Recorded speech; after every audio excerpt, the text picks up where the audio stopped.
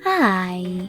In front of me is HUAWEI P10 Lite, and today I would like to show you how you can select and delete multiple photos at once.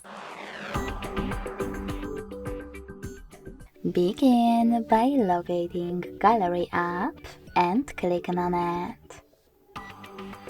Then tap on Photos or Albums at the top and locate all of your pictures that you wish to get rid of.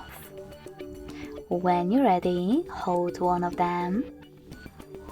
And to select multiple right away, click on Select All at the bottom.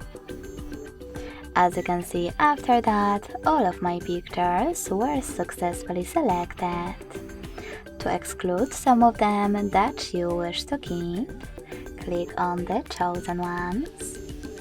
And to delete the rest, hit delete icon at the bottom in the middle. Then confirm your choice in the pop-up. Thanks so much for watching. If you enjoyed this video, don't forget to leave a like, comment and subscribe. Bye!